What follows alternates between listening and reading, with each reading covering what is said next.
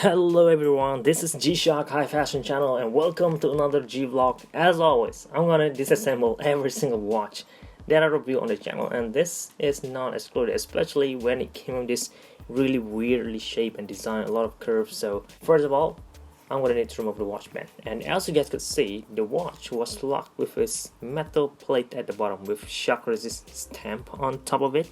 If you look on the side, there's this pin. Just press that like so and it will pop. To summarize it up, the watch band on this model was locked in a similar way that Casio is locking the buckle on most G-Shock watch on the market. Again, just push the pin on either side and then it will pop up right away. That it is, you're already able to disassemble the buckle on this watch with Casio Japan signed below it very lightly, which is weird. Anyway, let's move it on by removing this side of the watch band right now. That's it. This type of locking style is much more easier to remove compared to when, even though they are still the same, they're still using this similar spring bar, but this style of locking the watch band is something different, something that is much more easier to disassemble or take apart, and yeah, very nicely designed. I really appreciate the team or the person who came up with this idea, you know, so it's very creative of them. And this is the interior part of the watch band. Pretty hard to see, but look at that. Very nicely detailed. Everything was designed so it will lock itself into the look of this watch. And as you guys could see now, there are no more screws on the side of this body. Well, except for the back plate, but for the bezel, there aren't any anymore. So what is locking the bezel is actually this metal part and also the buttons. So in order to remove the bezel of this model, as you guys could already see, I need to remove the watch band first, and then I'll have my access to this 2 pin over here. Could just pry it out like so, just force it up a little bit. It is made out of metal so it won't break, at least. Just like that, and then this metal part will pop out right away. Look at how much detail this part of the watch have. Brush finish on the sides here, a lot of curves. They look really thin, but if I even try to bend it, it is very hard metal. I mean, I could bend it this way though, but not this way, but somehow it's very nicely designed. So really tough construction. Moving on to the watch body. Wait, I believe there's one spring down here.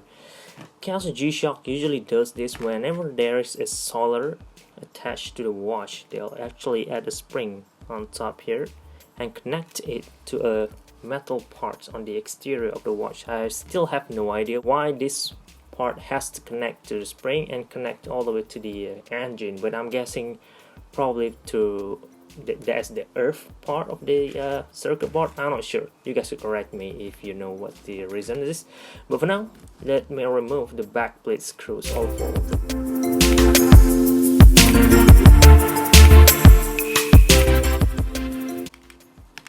And here is the back plate up close.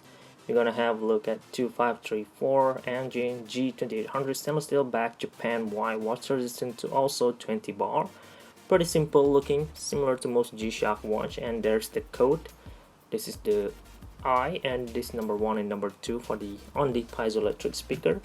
Let me put all this at the back. Oh, by the way guys, this is the band keeper. Look at that, a lot of used marks already. I'm not sure if I could fix this at all, but no sign of cracking going on just yet, so should be fine. This is the O-ring. Look at how the shape is different as well to most G-Shock watch. A lot of curve, really matching with the watch band design and texture and all, so it's very interesting. And here is the back, the cushioning, which is looking very simple as well, still holding up very well as always.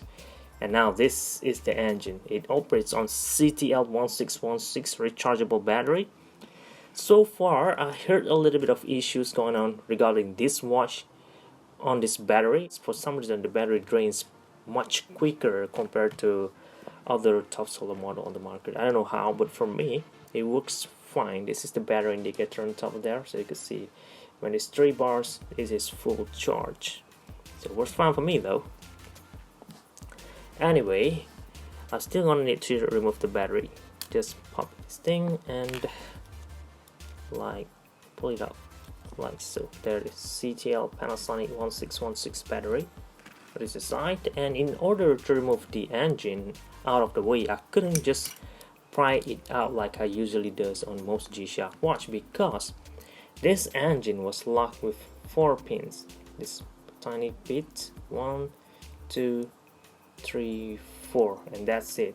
And before I get to that, this is the AC disc. This is the Casio Japan sign engine, negative side of the electronics, the power supply, and that's it. So let me pry this part up.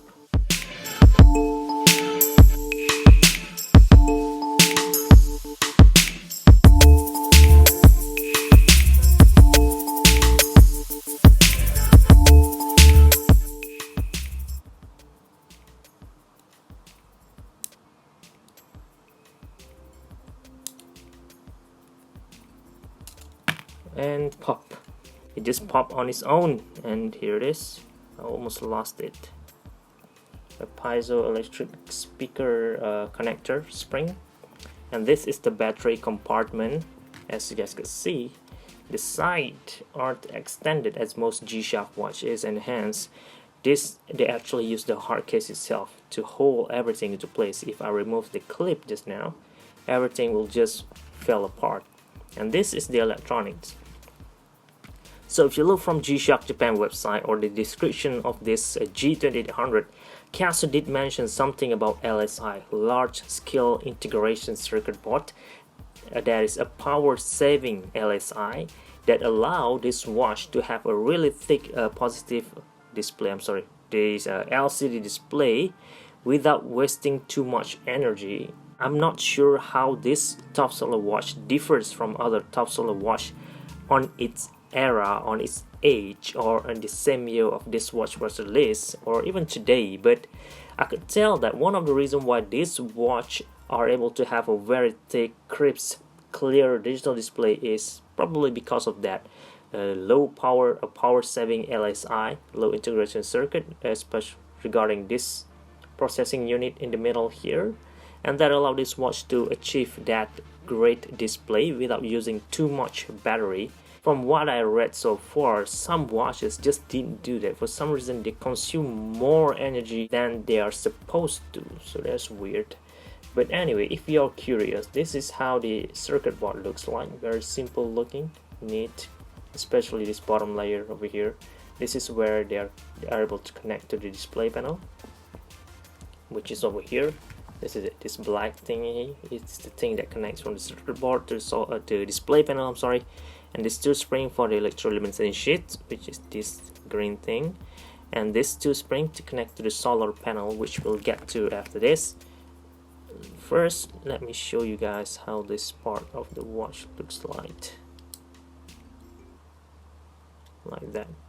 Seems like I could remove everything altogether, so here it is. Oops, I just dropped a single spring.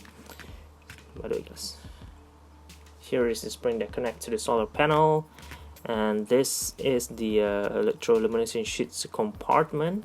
This is the electroluminescent sheets, which came in pale white. No wonder the EL light on this model aren't as bright as other model for some reason. Yeah, it came in white. Most G-Shock watch that I disassembled before came in a little bit more dark greenish colorway. This is really pale. No wonder the EL aren't as bright for this model. And this is the LCD display compartment. Let me take it out, and that is where you place the spring to connect to this part of the watch, the solar panel. This part is metal, and it has a glass in the middle, more like a plastic though, and that is the solar panel. I believe this is the first time I show a solar panel in my disassembly video. Most of the time Casio will glue this part to the mirror glass of the watch, or just lock it in there so it won't came out, but in this time you just fell right away, so it's pretty cool, right? And this is the display panel of the watch.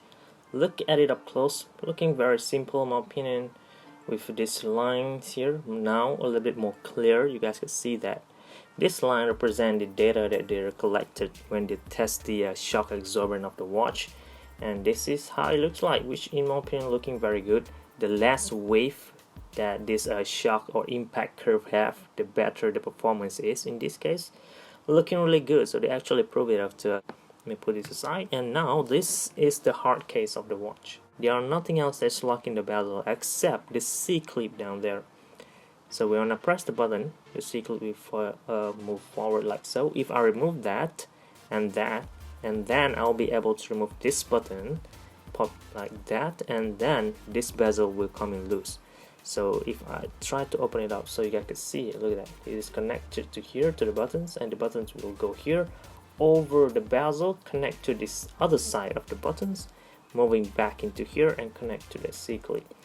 This is really inconvenience. I don't know why they made this, but they just did, and yeah, it's gonna be really hard to clean it up. As you guys can see, I did try to clean it up, but there's some more dirt left down here because I couldn't remove the bezel.